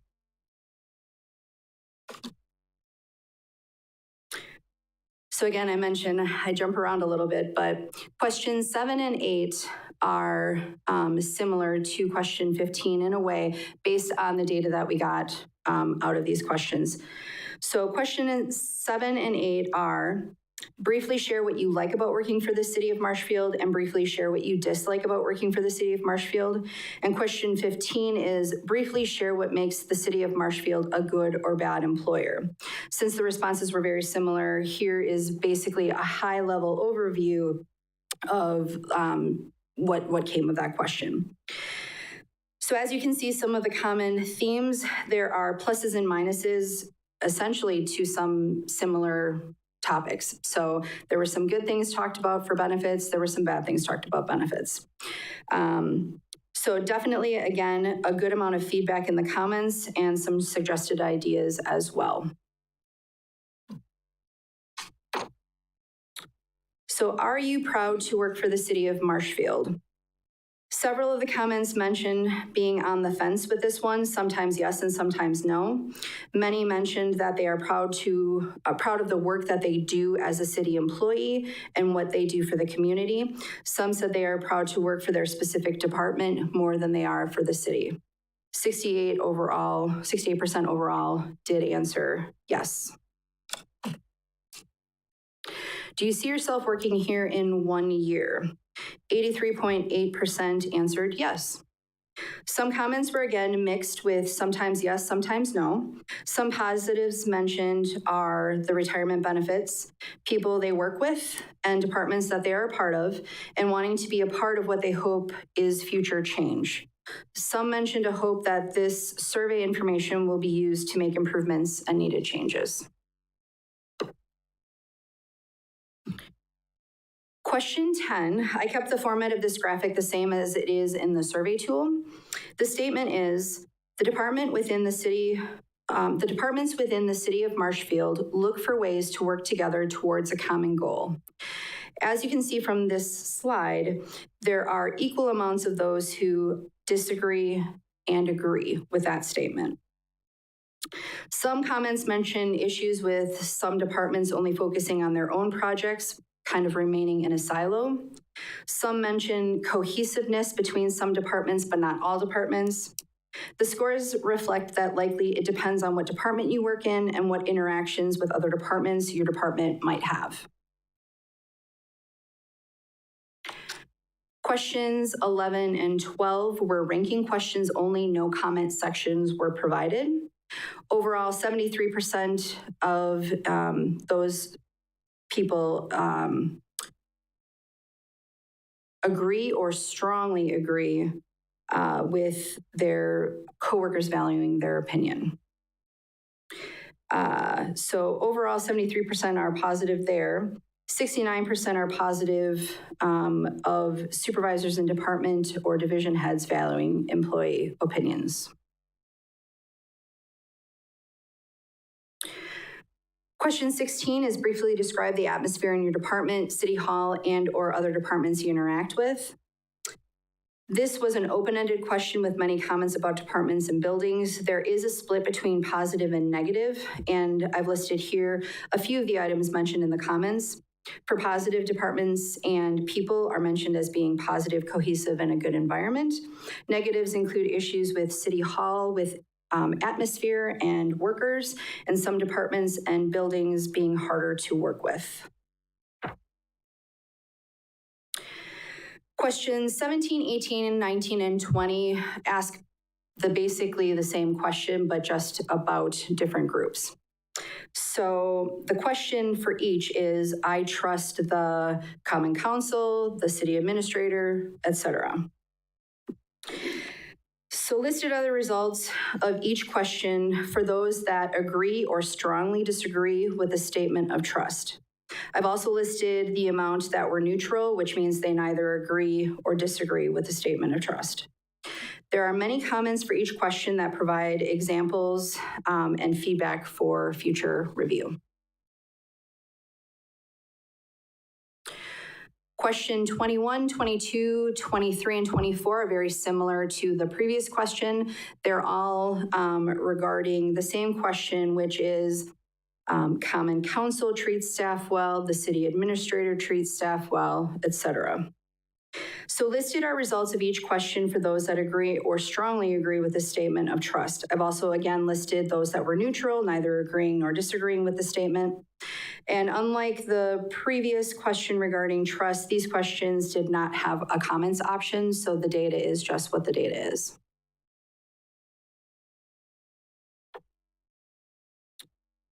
Questions 25, 26, and 27 are regarding the employee's direct supervisor. This might be an area lead, a supervisor, a department head, a division head, city administrator, basically the person that they report directly to. There was a comment section for each of these questions with feedback and information provided. So I have confidence in my direct supervisor, 76% agree or strongly agree. I get regular feedback from my direct supervisor, 63% agree or strongly agree. And I'm comfortable giving my direct supervisor feedback, 83% agree or strongly agree. The next several slides are questions specifically about the Common Council. First is, do you feel comfortable speaking with council members? Almost 1/3 of the respondents said yes, they feel comfortable. This was a yes or no question, but did have a comment section, and there are about 30 responses of feedback that we can review.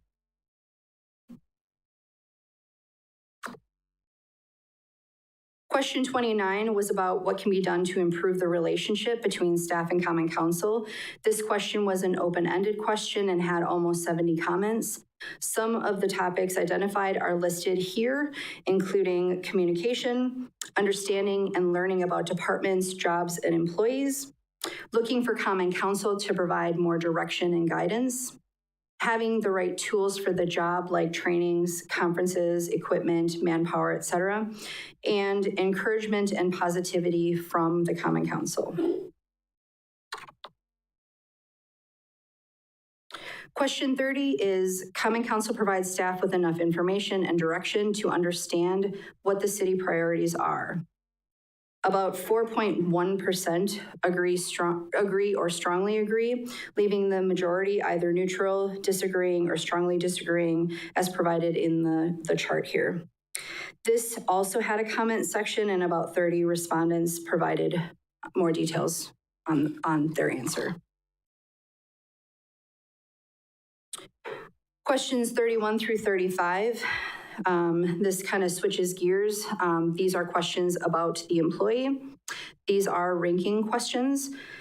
So for the first question, I understand my job responsibilities. About 93% of respondents agree or strongly agree. I have a good work-life balance. Less than 10 respondents disagree or strongly disagree, so very positive. Next, work is evenly distributed across my team and workplace. About 70% strongly agree, or were neutral with that question. There are adequate opportunities for promotion and career development. For this question, 17% either agree or strongly agree. Over 50% disagree or strongly disagree that there is adequate opportunities. And lastly, the internal hiring process is fair. This saw almost a three-way split between strongly agree and agree, neutral, and strongly disagree or disagree.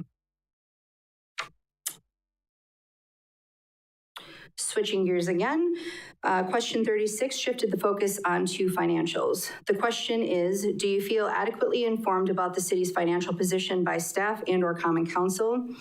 Fairly close to a 50-50 split overall between yes and no. Question 37 asked employees to briefly describe the forms of communication that work best for you and/or what you prefer. There were about 55 comments listing these communication types as preferred, including email, face-to-face, phone call, text, and newsletters. Question 38 was an open-ended question with a lot of comments overall. Some suggestions to improve communications from council and/or division department heads include creating and delivering meeting summaries to employees regarding important topics that were covered. For example, like from Finance, Budget, and Personnel Committee meetings or board and commission meetings, just getting kind of an overall summary of the important topics. Another is providing the whys behind decisions to better understand how a decision was ultimately made. Holding town halls or group meetings with employees, or having in-person visits from Common Council or department or division heads more regularly. And again, that's just a few of the highlights. Question 39 is, I'm kept informed about what is going on in the city. This had a wide spread of answers, mostly across all choices, closer to half choosing neutral, so neither agreeing nor disagreeing. Question number 40 was our catch-all open-ended question. Please share any additional information in the following space that may not have been covered in the previous questions. There were almost 100 comments for this specific question. Some comments were directed specifically to questions that were asked in the survey but didn't have a comment section attached. For example, question 5 is about benefits, and several comments were directed specifically at this question where they called out number 5 and then they gave a comment. There are several topics within this question that will need to be carefully reviewed and considered, so much more information is yet to come from question number 40.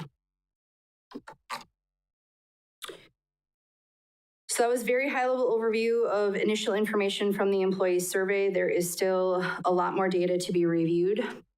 Additional meetings with the Employee Satisfaction Committee can begin again to review the data and prepare for the next phase of what had previously been planned to be small group sessions with employees.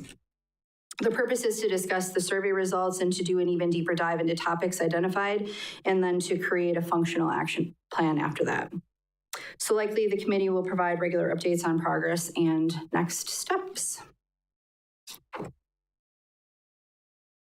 So thank you again for your time. I know this was a ton of information and truly only the basics of what the survey actually results were.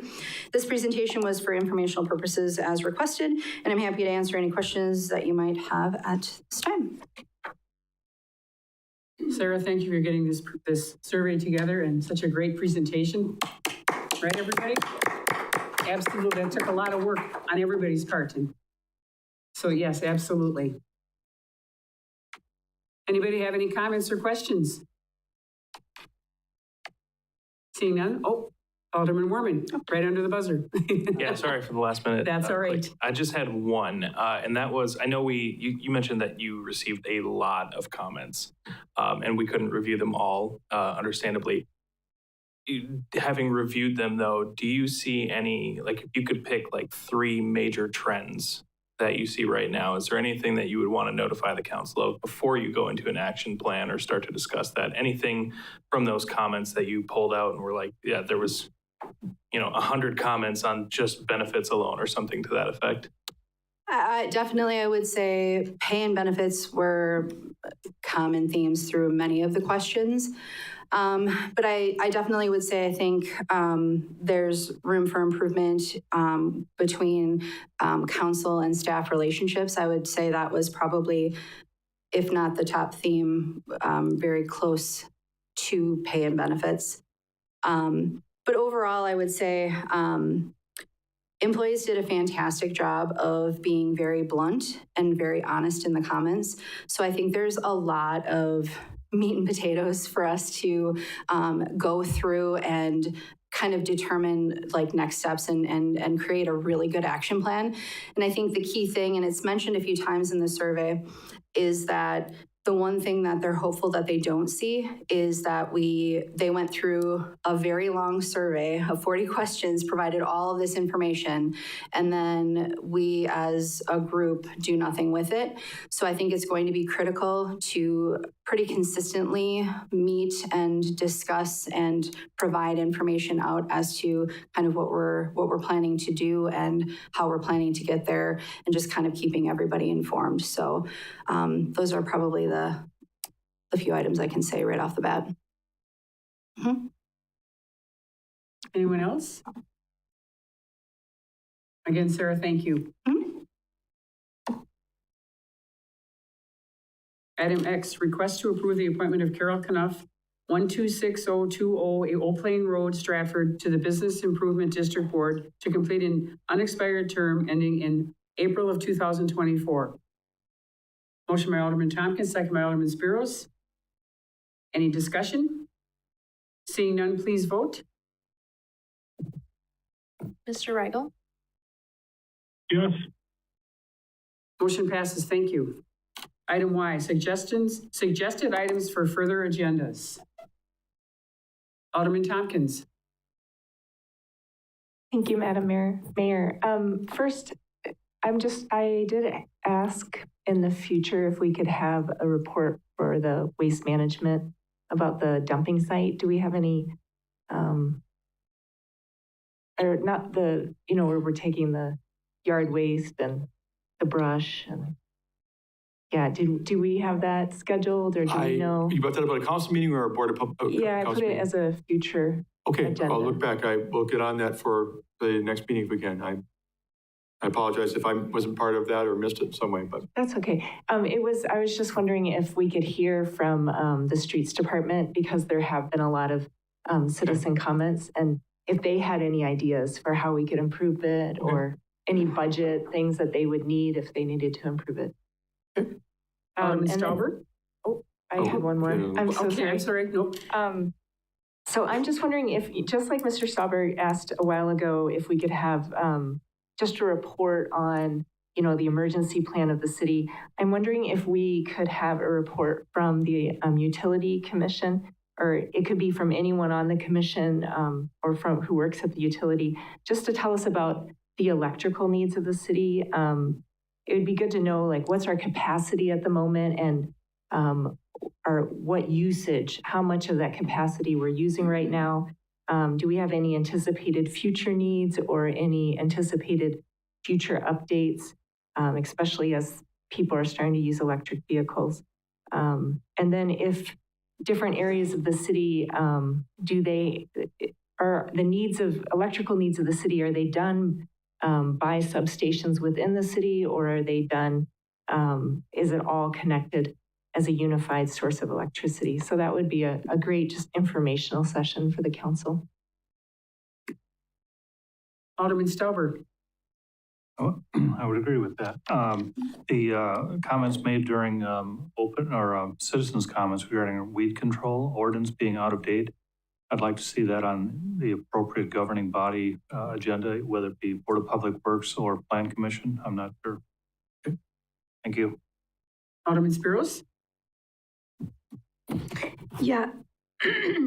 I would like to see a comprehensive report of the general physical condition of the fairgrounds, where we see problems at, where there might be a considerable amount of money needed to make those improvements, and also an update of any activities or events that we routinely get every year that are leaving, have left, or are proposing going somewhere else for their next year's event. And I would like for that to come from, what is his name? Dale.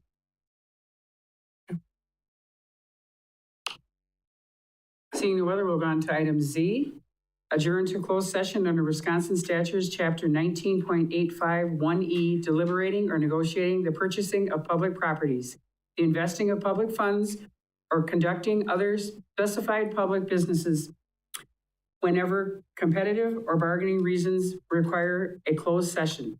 Possible financial incentives for residential developments multiply, and closed session pursuant to Wisconsin statute chapter 19.851C, considering employment, promotion, compensation, or performance evaluation of any public employer over which the governing body has jurisdiction or exercises responsibility, and under Wisconsin statute chapter 19.851F, considering financial, medical, social, or personal histories or disciplinary data for specific persons, preliminary consideration of specific personal problems, or the investigation of charges against specific persons, except where par B applies, which if discussed in public would be likely to have a substantial adverse effect upon the reputation of any person referred to in such histories or data or involved in such problems or investigations.